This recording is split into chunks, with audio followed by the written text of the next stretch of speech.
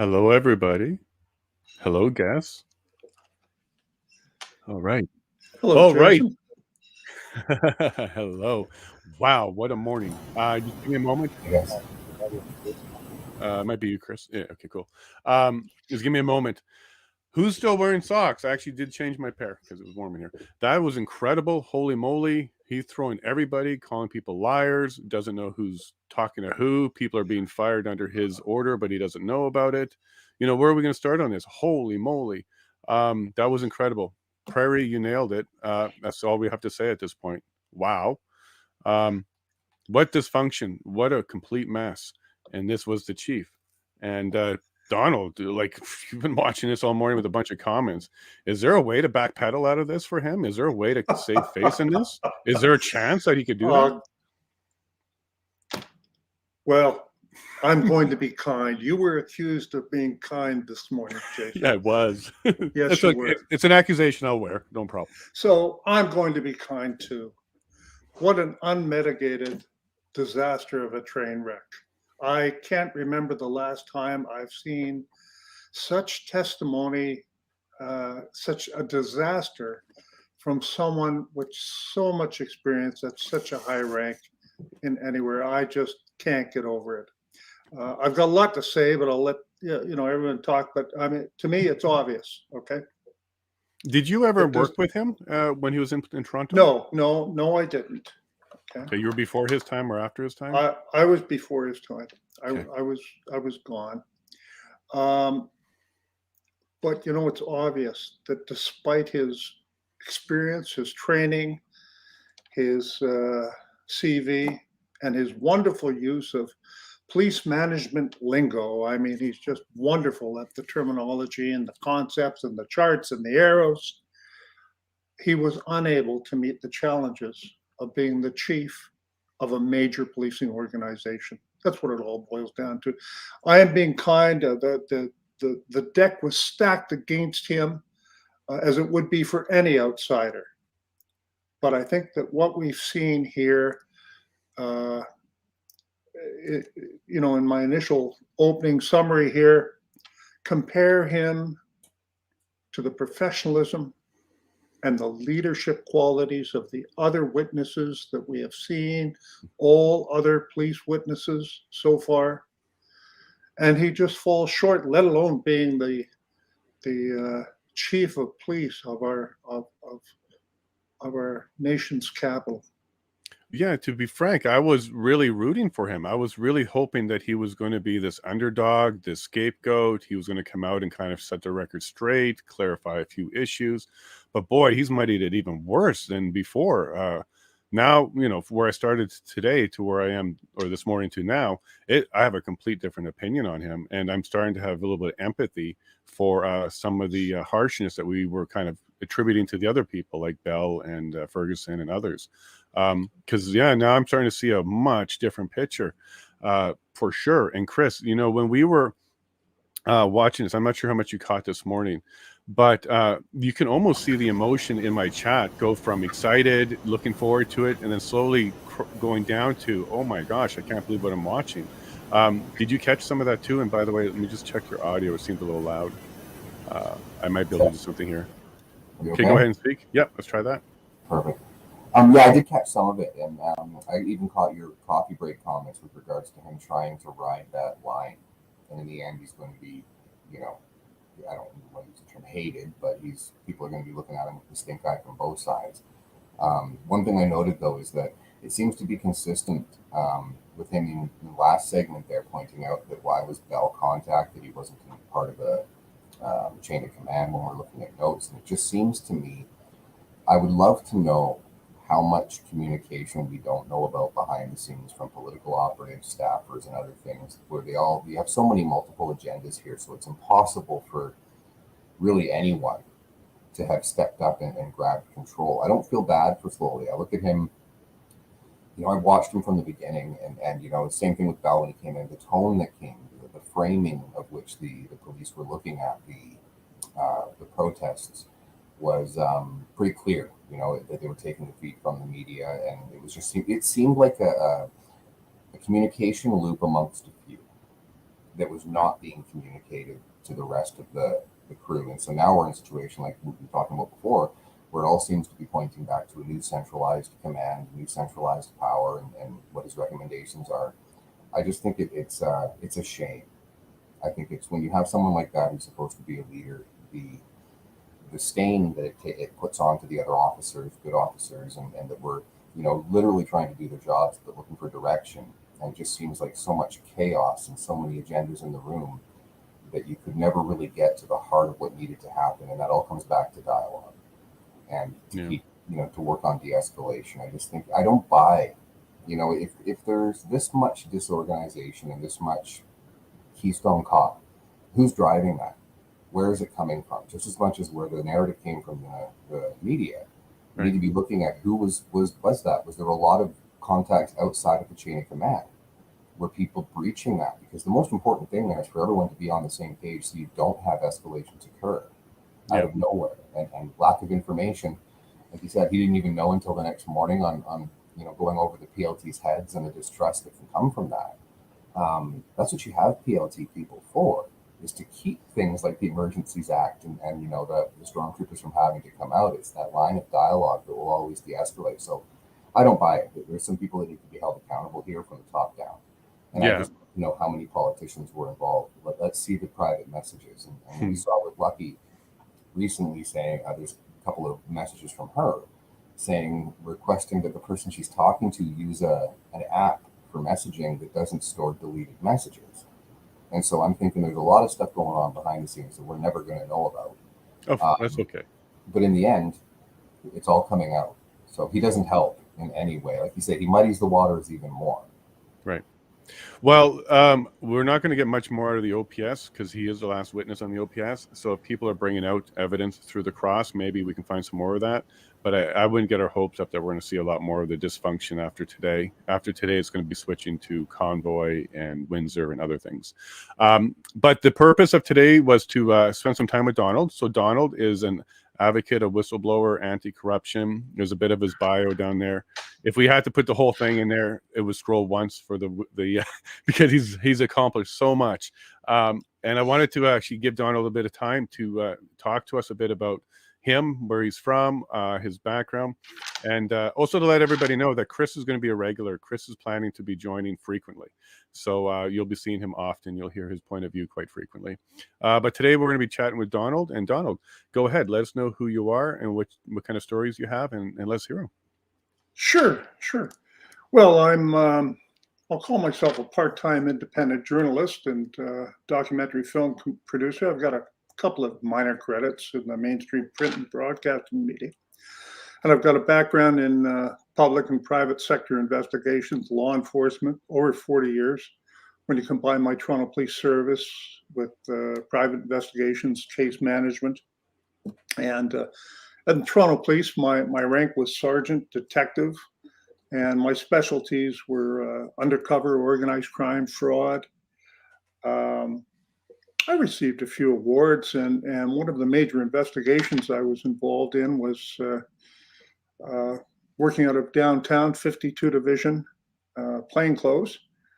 And, well, we spent about a year and a half pretending to be corrupt. And that was an organized, we were placed into a squad. There were 4 of us, and we knew there were problems with the squad. And by a few months that we were in there, and it was all properly handled, and all the money we received was all videotaped and all the rest of that. But after a year and a half, we knew that serious numbers of not only police, but there were also Crown and politicians involved. And it was all about their relationship with organized crime. So we took that down, and I'm very proud of what we did. But that was my first taste of being a whistleblower. And after that, nobody could park their vehicle at the station. It was destroyed. We ended up having to move our office to a secret police facility and all the rest of that until it was all, taken care of through court and everything. But that was my first taste of being a a whistleblower. And so then for 14 years, I ran a private investigation agency. I had up to 20 investigators, and I continued doing what I did, which was investigating crimes, but it took me all around the world: Asia, Europe, Central America, USA, and it was a very interesting time. And so one of the cases that we just concluded last year was a civil RICO case in Florida. And based on the evidence that we gathered, it got the largest civil RICO judgment in history, so I'm told, $270 million US. Oh, wow. So that's the size of the case that I'm used to handling. And oh yeah, I also did 63 days in prison, every day in solitary confinement, because it was the only way they could keep me alive as an ex-copper. Right. Can you talk about how you got there? Sure. In 2010, I was found guilty of contempt of court in a civil case, cost hearing. I was sentenced to 3 months in prison in absentia during a hearing that I had not been told of, not been notified. I had been in Asia at the time of the hearing, and 3 Ontario lawyers faked service, lied to the court, created false documents to say that I had been served in Ontario with a court order to appear. They didn't know I was in Asia. So I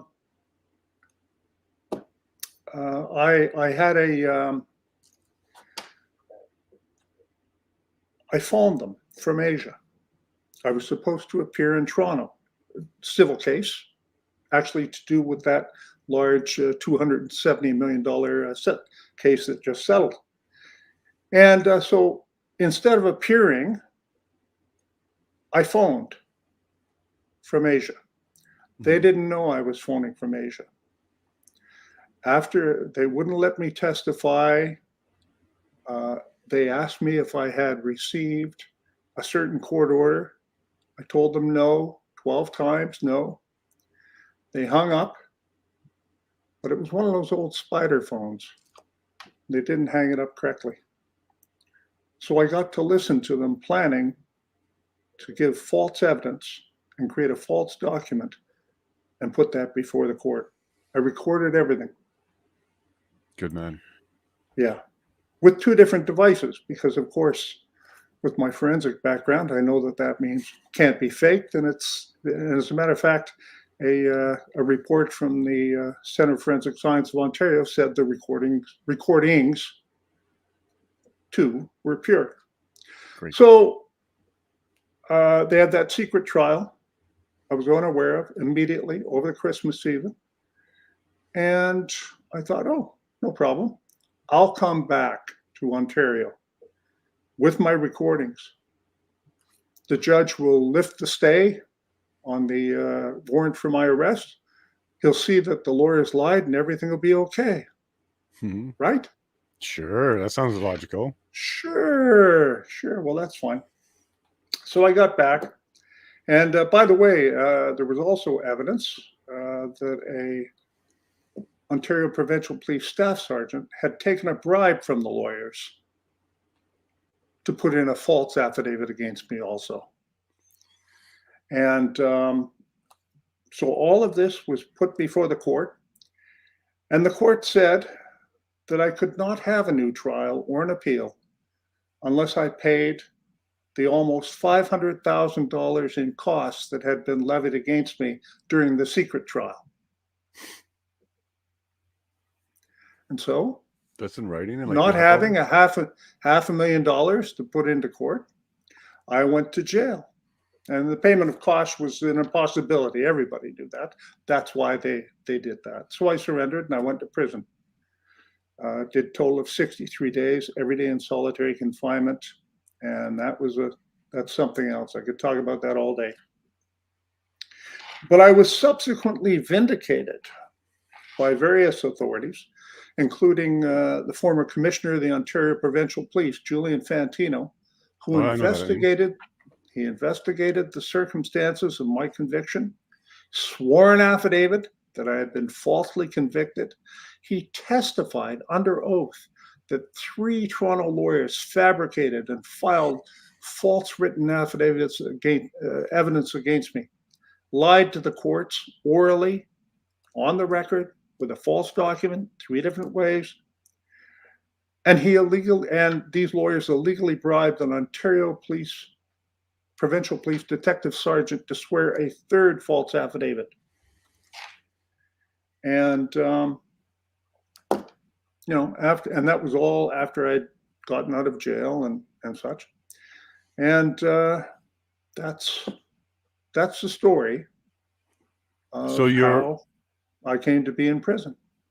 So were you released because your time was up, or were you released because you were vindicated while you were in prison?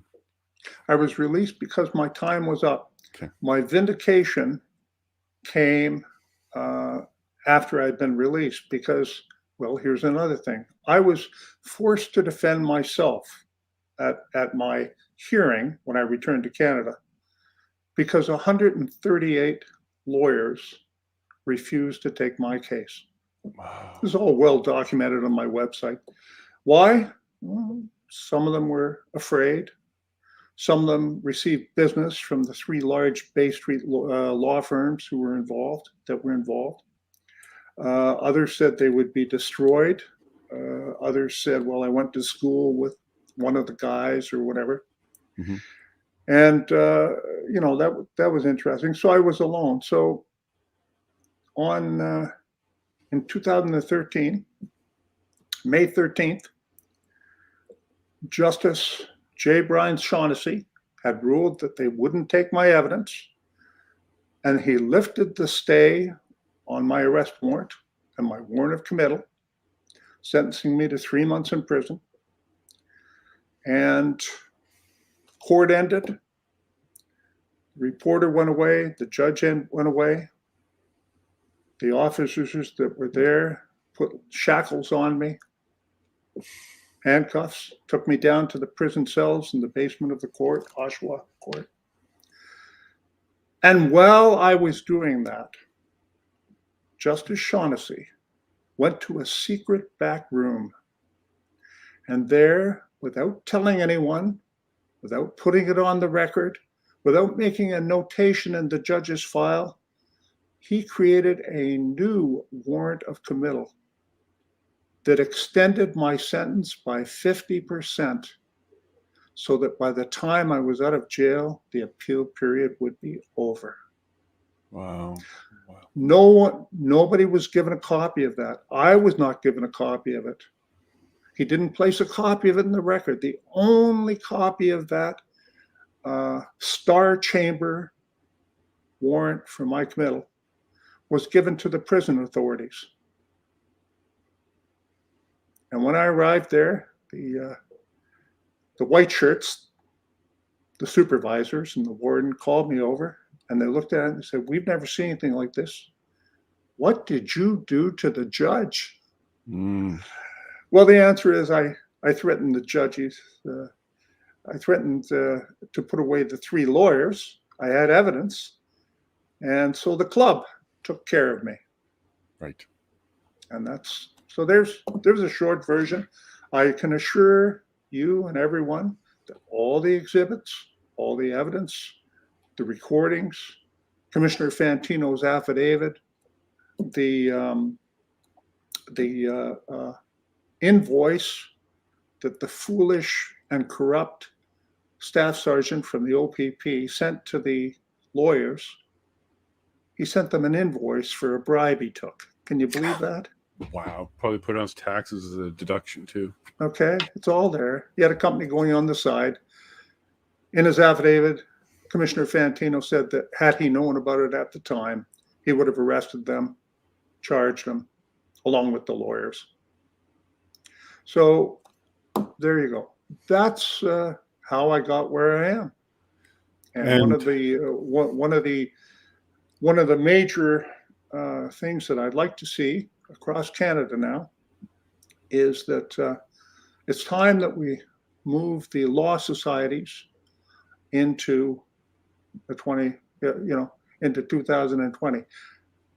They should not be self-investigating the same people that they went to school with, the same people that they worked with, the same people they party with and go to church and synagogue with, same people they see in the court every day.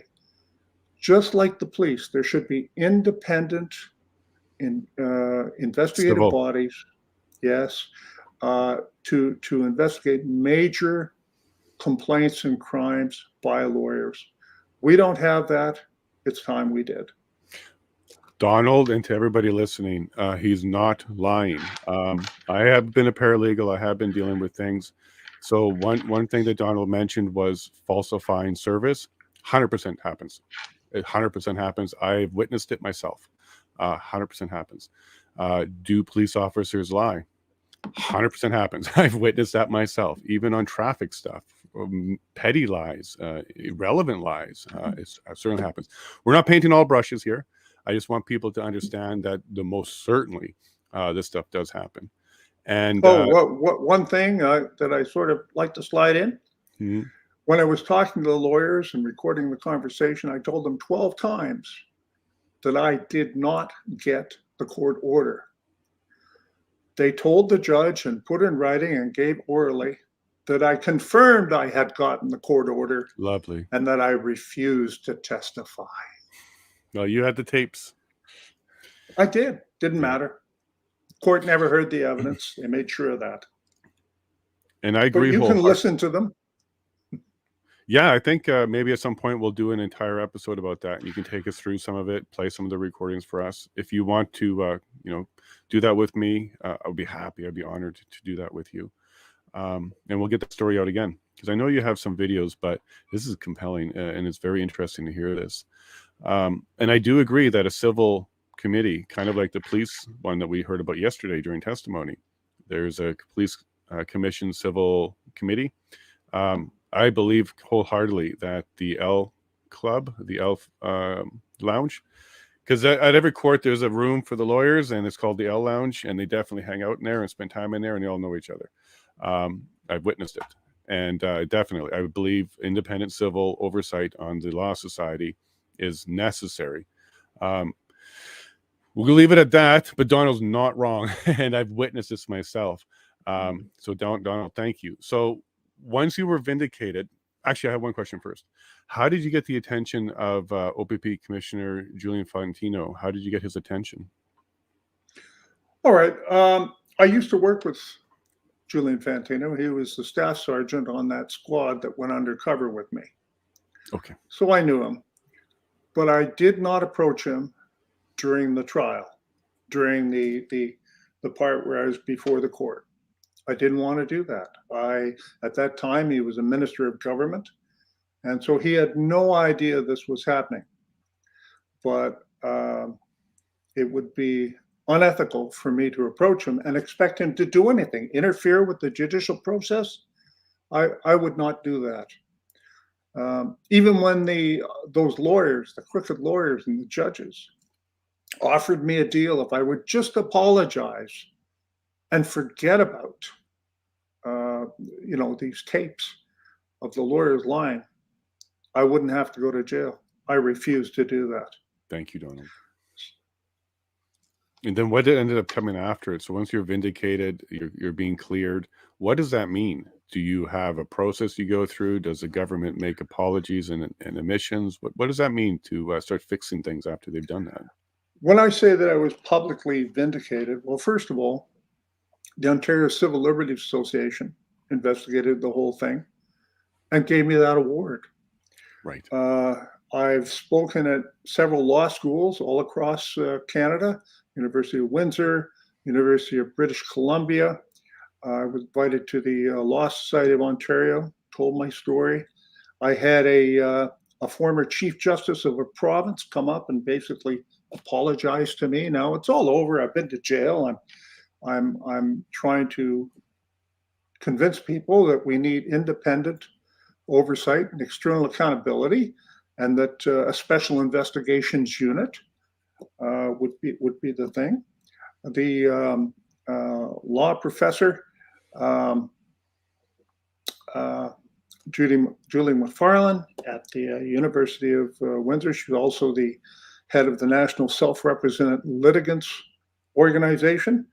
And she spoke, she gave the introduction to my award at the Ontario Civil Liberties Association. And during her introduction, she said that she had looked at everything and the lawyers lied. and I've had newspaper articles and such. So I'm publicly vindicated, but I'm still convicted and have done my time. No apology has come forward from the lawyers or the Law Society or the corrupt police officer who's now retired in British Columbia. Wow. How do you get back those 63 days? How are you vindicated for that? All I can say is it really opened my eyes, first of all, to how many innocent people, truly innocent, not just technically innocent, truly innocent people are in the prisons. There's so many. The other thing I knew is solitary confinement is torture. It is torture. The lights are on all the time, 24/7. They open the little window every 30 minutes or an hour, bang, bang, to see how you're doing. Yeah. I saw terrible things. I saw people trying to kill themselves, running against the cell door 1,000 times, and then they'd fall down unconscious, and then they'd do it again. I saw people eating their own feces. Wow. I saw all sorts of things from my little cell window. And, we shut down the mental hospitals, sanatoriums back in the 70s. We said, we're going to put them in community care. No, we just put them on the street. And right now, what I saw, solitary confinement, half of them are there, they have no business being on the street in society. They'll need care forever. Yes, they're criminals, but they're people, but half of them are mentally ill. So shall we talk about Peter slowly? Because I could go on forever. Don't want to bore our audience. Well, I'll be covering a lot more of Peter at the end. This actually isn't boring the audience. This is exactly what we're here for today, Donald. So I would actually like to continue on your story and what you're working on. Sure. I would like to bring Chris in for a quick moment here. So Chris, what we're hearing here is a lot of injustice. Police are not doing things right. Lawyers are not doing things right. And, no offense to Donald. Donald has a little bit of means, so he might have been able to have decent representation. What about people that are left with legal aid or no other options and can't even fight, like do recordings of stuff and prepare themselves that way? And they're just even a lot more difficult and stacked against them. It's horrible what happened to Donald, but this also happens to a lot of other people who we'll never hear from.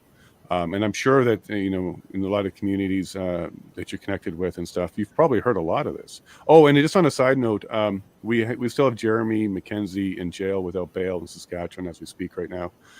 So kind of fitting to be having this topic of conversation right now. But anyways, go ahead, Chris. Well, I think a lot of my work was in that scenario. It didn't matter whether the person was homeless or they just didn't have money or know how to fight. A lot of my work was getting people prepared to go and see a lawyer, which again was, there's a lot of documentation collection. But the problem that I always found was that gray area in between. It's like this world everyone wants to acknowledge, but they don't really want to believe it exists with regards to the strong arming, the threats, the veiled threats. A lot of the times, I would be the messenger for people, and I would go and try and help resolve, how did we get here? How do we move forward? It could be simply as having someone cut off from a local not-for-profit services so they can't get a daily free lunch anymore, right? Some simple things like that, leading all the way up to corruption on boards of directors of not-for-profits and local. There's like an insidious level at municipality, like there's a group within each city, municipality that kind of play off one another and they look out for each other, right? And so it's very difficult for somebody who's disenfranchised or doesn't have the monetary or the intellectual capabilities to be able to move forward on things, right? And so they're victimized, re-victimized, and people who are doing the victimization feel comfortable because, like what Mr. Bass was saying there, it's very difficult to get lawyers and other people on board in a situation where they are friends with those. Like even just cutting through the bias and to get any level of fair representation is extremely hard for people. And so a lot of people choose just not to. And for me, it was a lot of just stumbling across it. And if people wanted to move, I never told people what to do, but I told them very clearly that you lay out okay, you're going after this person, but they also sit on a board over here with this person. So you've got this in the city. You've got this. People don't realize you've got like a dozen people looking out for each other, and the whole it's to maintain the status quo. And so there needs to be some kind of a separation from it. Even still, when it comes to police, I'm not sure if it's the same in other provinces, but if you want to file a complaint against a police officer, your name's made public.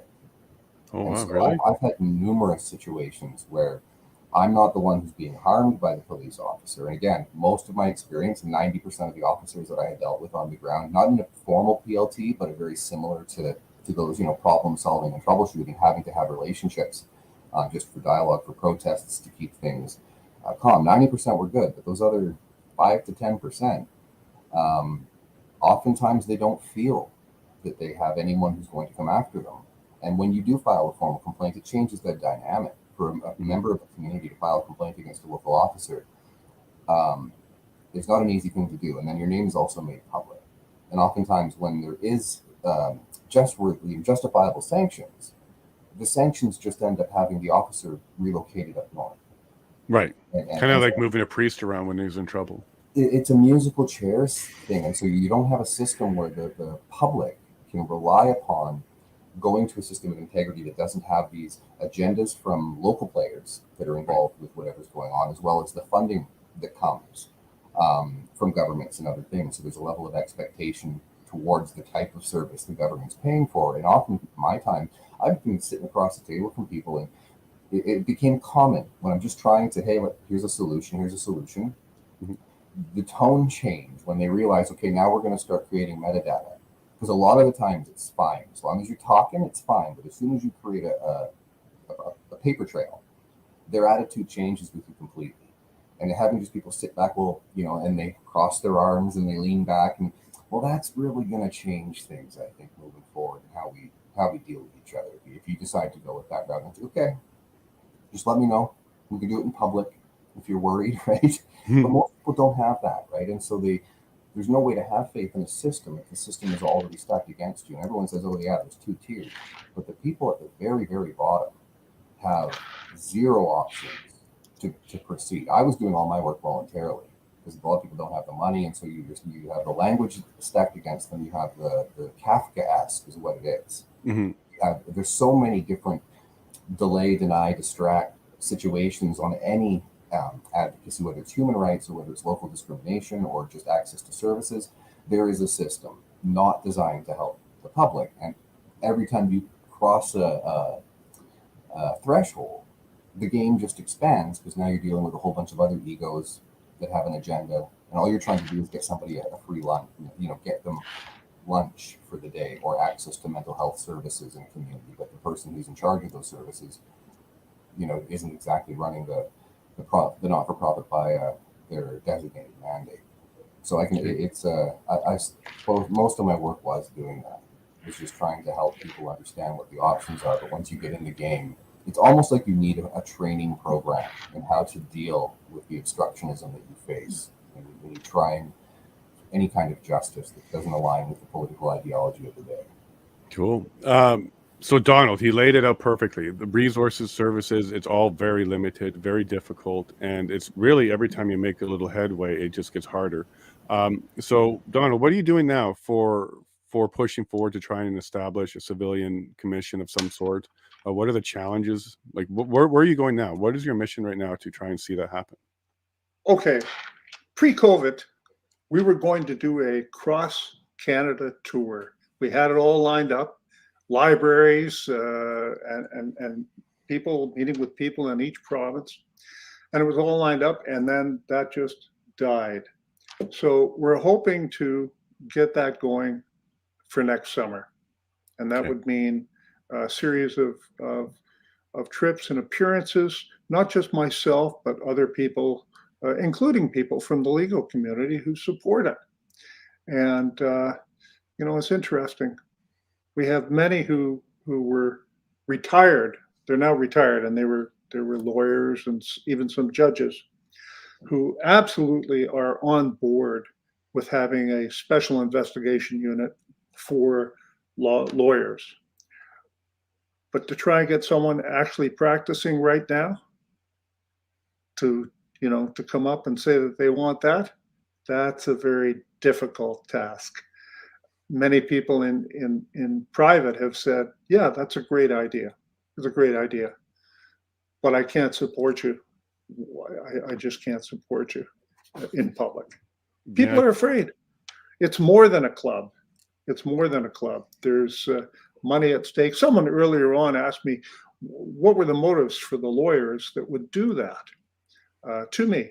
And I saw that go across the screen there. Well, the motives were, it was about the civil case that we eventually won in Florida. And don't forget, we got a judgment of $270 million.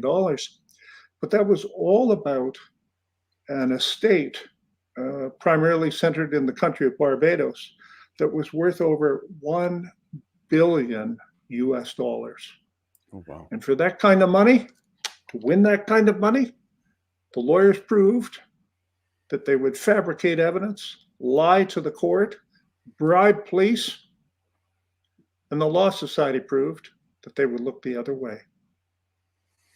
Just like there was a few years ago, there was a series in the Toronto Star.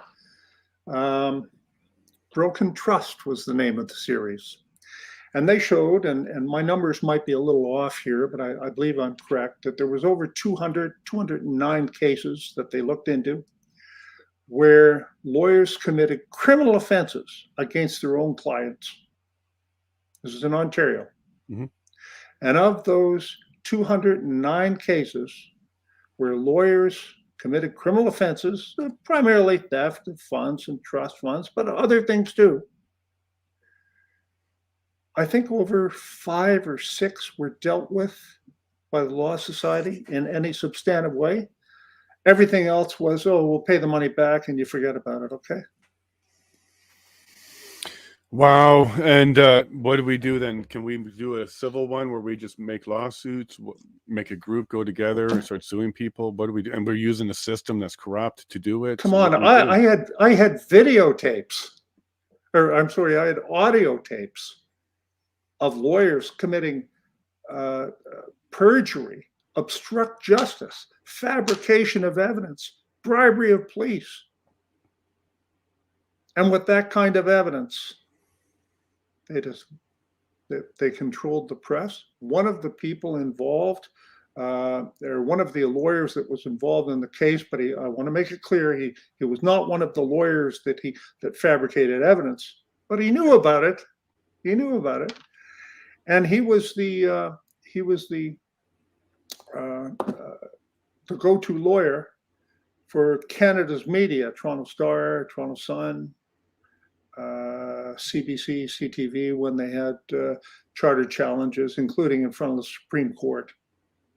And he was the go-to guy. So the media weren't interested in my case. He's a judge now. Yeah, and we've heard similar things from Brian Peckford himself too. The media is even interested in what he's working on. So we all know that Donald's 100% telling the truth. The media will pick and choose what to cover. My goodness. So today, do you have an organization that you're putting together? Do you have some allies who are working with you? Or are there some lawyers who are getting behind you to kind of see what they can do? Where are you at on your effort other than setting up a tour for next year? Sure. There's no formal organization. Not sure that's necessary. We'll see what happens. Certainly some organizations have expressed an interest, and I'm not going to name them now, but you can probably guess, Mm-hmm. have expressed an interest. Some of those organizations might carry through, but there's a few of those organizations that are primarily staffed with lawyers and run by lawyers. Right.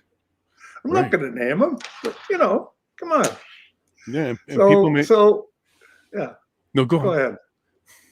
I was going to say people aren't aware that judges, you have to be a lawyer. There's no other way to become a judge. The prerequisite is lawyer. So for justices, that's not the case. Justices could be many different professions, but a judge, an actual judge that will make it to Supreme Court, Superior Court, Appeals Court, Federal Court, the prerequisite is lawyer. So it is a club. And if you're not in it, you're not in it. So we're not for bigger government, and we're certainly not for federalism or things like that. But how do you manage provincial law societies? How do you add oversight to that? Would a national one do it? Civil-based? Some coordination with the government? What are you thinking? Well, I think in Ontario, we have an independent agency called the Special Investigations Unit for Police. Correct. And the way they do it, look, they do it the best they can. You've got to have some police there, but they have civilians also. And if the complaint is against someone in Ottawa, well, then no former Ottawa police officers are allowed to be on that investigative team. And that's just the way to do it. Very serious. And it's staffed with qualified people who have, been in homicide. But once again, if the shooting is someone in Windsor and you used to work in Windsor, you're not going to be a part of that case. It's not the perfect situation, but it sure beats the police investigating everything themselves and saying things are fine. No, I agree with that. Who would make it up? Will we have lawyers in there? Would it be civil? Work with like liberty unions or liberty associations? Well, I think you would. I think it would have to be totally independent from the law society, and it would need lawyers. Yes, it would, and it would probably need a very eminent person, running it. Maybe even a former judge. I don't know. It would have to be. You're dealing with lawyers. People have to know the law in each province because it's different in each province. Mm-hmm. So that's why a national team wouldn't work. But it could also be staffed with former police officers and other professional investigators, forensics people, civilians. There's many forensic document examiners out there who have never worked for the police before, and some of them are pretty darn good. Same with digital evidence, because you're dealing with serious cases here, mm-hmm. as mine was, and sometimes even more. So sure, you can put together these teams. It would require a change in the provincial legislation. And, I don't know if Premier Doug Ford would be agreeable to that, or even his Attorney General and Solicitor General, because, of course, both of them are lawyers. Right. Chris, what do you think about this? First, it's a little bit shocking to hear that the system is as bad, but I knew about it. But maybe you didn't see it as close, that the actual law society and judges and stuff like that can be on the take. And we don't really have an oversight for the legal side of things. And I think Donald's right. We don't need to necessarily staff up with lawyers, because you're not looking for lawyers who just made an error in law. You're looking for lawyers who created criminal offenses. They actually broke laws. So investigators would be a good one to start with. But what do you think, Chris? Do you think we can do this? Is there something we can build here? Can we get a grassroots movement going where we're upset enough and we can start getting some action? It's difficult to say as far as, because if people don't pay attention, it's how are you going to draw attention, and the names and the education you're going to bring to the table, or the arguments. I like hearing when you have, because I'm not sure, again, the RCMP, if you grew up in that town, you couldn't work in that town. So having those kinds of boundaries set in play, I'd even go further and having people from out of province potentially having a sober second thought of review, just to make sure, because it all comes down to ethical practices, right? Even getting ethicists and other, keeping the agendas out is the number one thing in any of those situations. And so how can you create that lens that leads to it? So having an outside group pushing is usually the only way it goes. One of the, I hate even quoting Alinsky, but you know, if you want to promote community organizing, it has to come from outside. It's very easy it's very hard to change a community from the inside. It usually takes someone from the outside coming in. Actually, it might not be even the Alinsky, but you have to have those boundaries. People who are going to come in and just look at the evidence as fact and not allow personal relationships. And so, how do you keep that? How do you build a system of integrity? And that would be by having organizations that have a reputation, have the data, that can create white papers, that can do other things, that can really bring the maturity to the discussion without allowing it to devolve. Because in the end, it's about the best interest of the public. The public wants to have the services they can rely on. And as well, too, the RCMP or policing agencies or legal places, it's very difficult when you come into when there's already such a level of distrust. And so if you can maintain your objectivity with a group, it is key.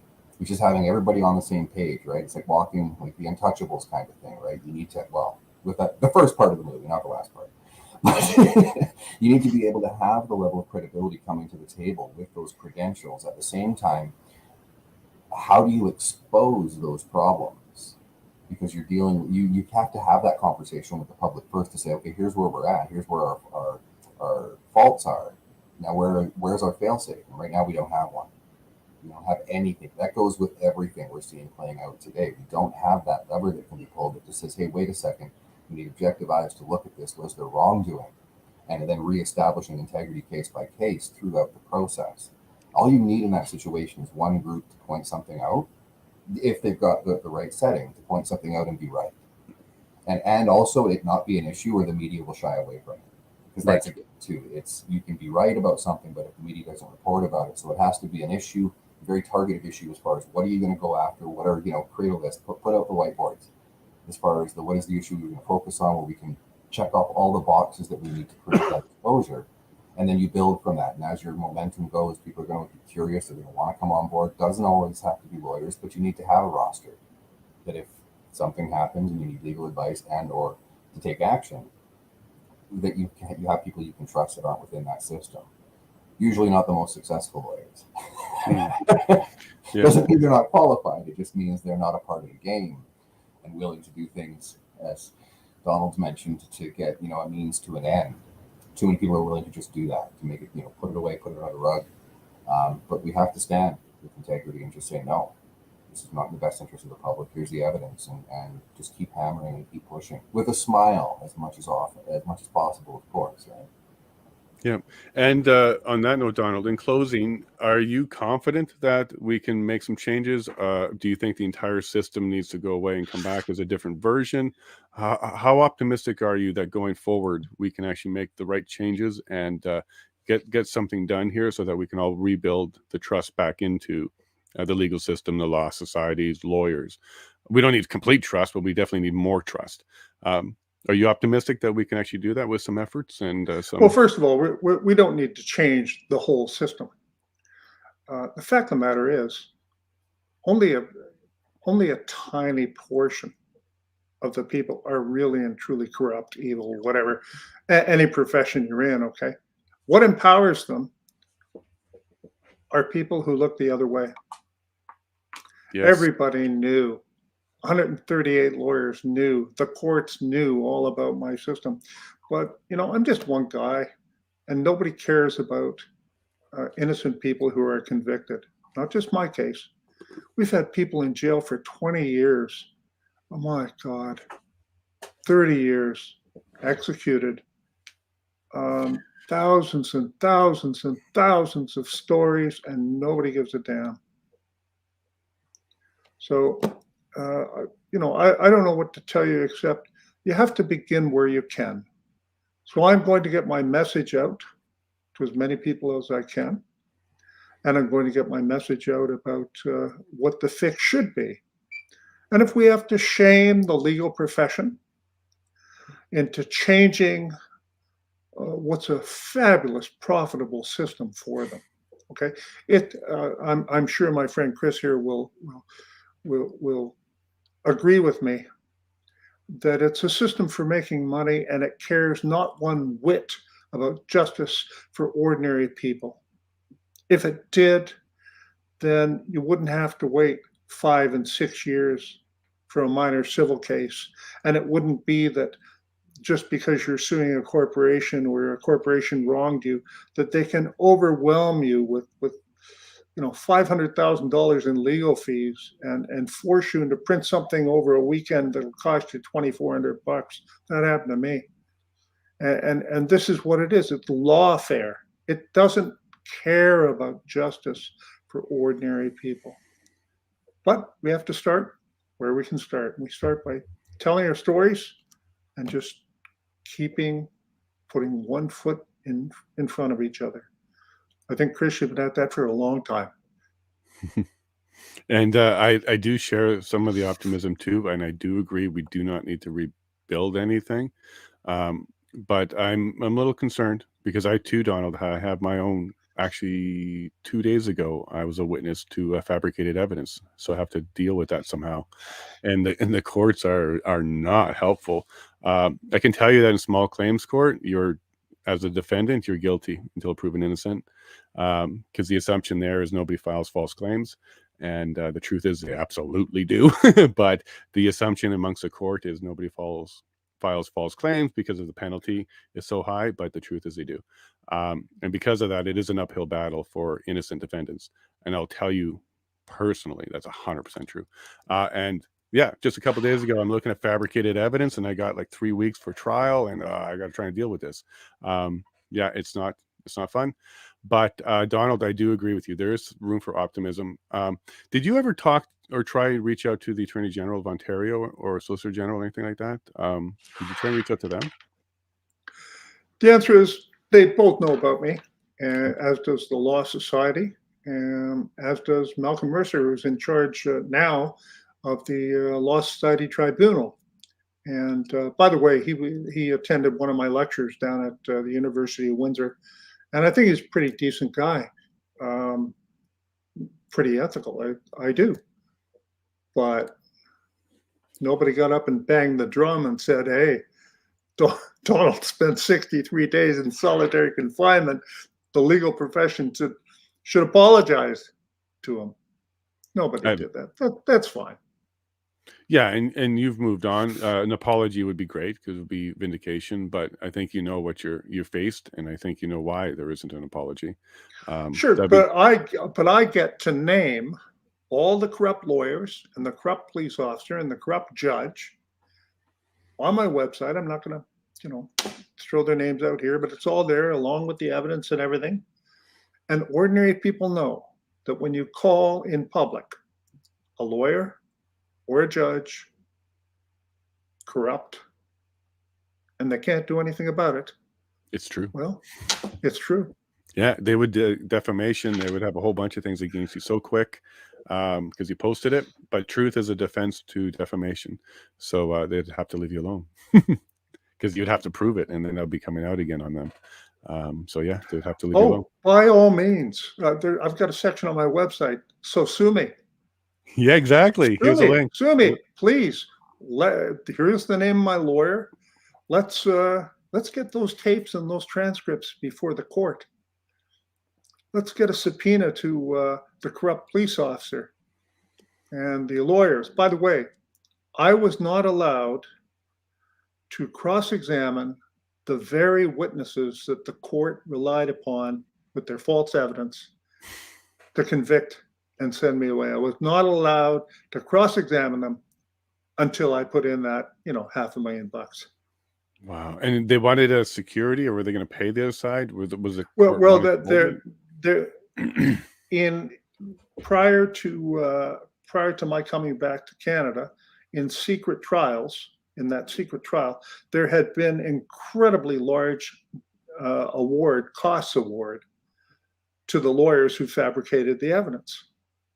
Well, it's expensive to fabricate evidence. You should know that. Well, I don't know, but the way that they had of totally derailing, having to give me an appeal, was to say that I had to pay that into a trust account,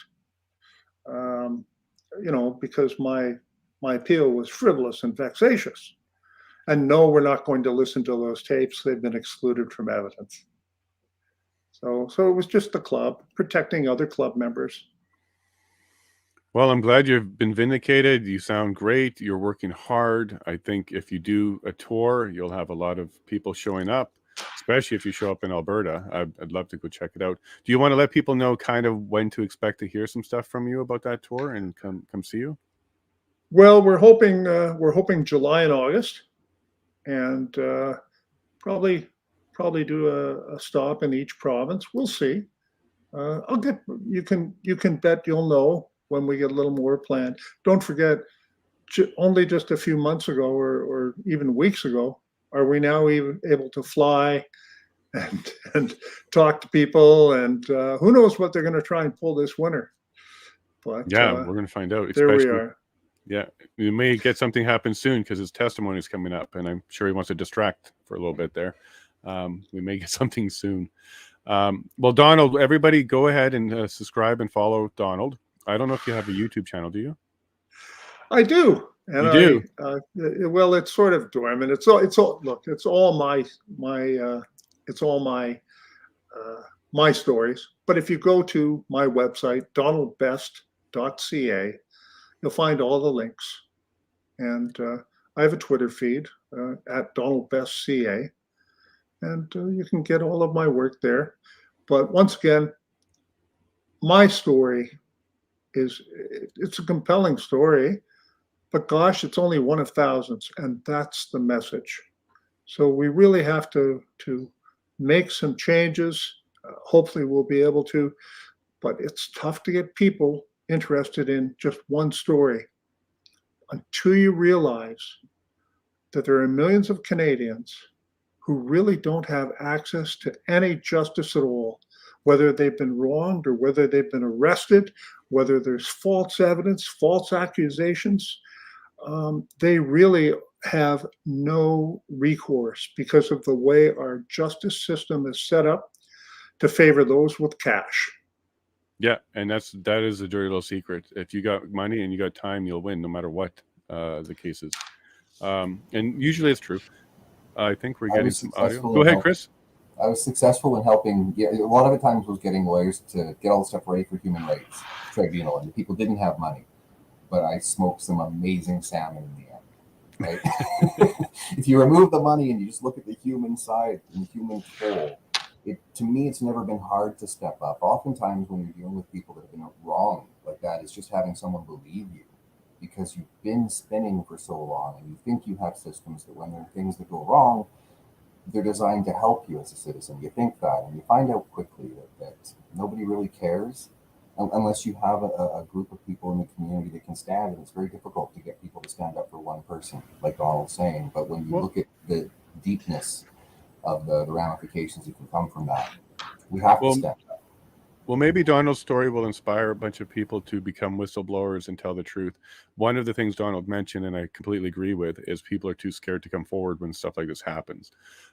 There should be an anonymous way. We went through the Me Too movement to really clean up house on other issues. We need the public to speak up and tell the truth as soon as it happens. Don't be afraid. You gotta find an outlet to get the truth out. And then Donald, would you kind of concur with that? There's too many people are silent when things like that happen to them. Planted evidence, and should they be coming out more? Well, there are different ways of coming out, and I can tell you, it's tough being a whistleblower. It's tough standing up for integrity. When we were coppers and we stood up and we did search warrants and arrested other police officers at their home, they trashed cars. They did what they could. This is the reality of being a whistleblower or taking action. But if a lawyer had come forward and stood up at the Law Society and said, we're not going to let this happen, just one bencher had done that, that would have been enough. They wouldn't have been able to move forward with me. And you can see the letters on my website. You can see the letters that I wrote to the Law Society, excuse me, and the response that I got. And there it is. It stands forever as a testimony to the corruption of that organization. Sorry, I got a little distracted there. They're going to be doing the stream soon. I got a meeting in 2 minutes. I'm trying to coordinate. But no, don't leave yet. The stream's not up yet. Okay. I'll bring the window. No. But in closing, Donald, how can people kind of protect themselves? You recorded yourself with 2 recorders. You did some things like that. Would you recommend that people go ahead? This is a single party recording country. So if you're on the recording and you know it's being recorded, it's legal. You can record whatever you want as long as you're a party on it and it's legal. Would you recommend people start doing stuff like that and preparing themselves? Because if it was not but for your recording, you would have been done, right? If you didn't have that recording, you would have been done. Even with my recording, I was done, wasn't I? Yeah. Good point. The answer is yes, and we can do a whole show about that, and I'll show you different devices. Always, yes, all the time. Apple iPhone. Well, if you'd like to see that, say make a comment, and we'll get Donald on again. Thank you very much, Donald. You have yourself a great day, and thank you, Chris. Take care, bud. Talk to you guys soon. Thanks again. And if you like this video, remember to like and subscribe and press that notification button to receive more information like this. You can also follow me at yellowhead.vote to stay informed and get the inside scoop. Thank you.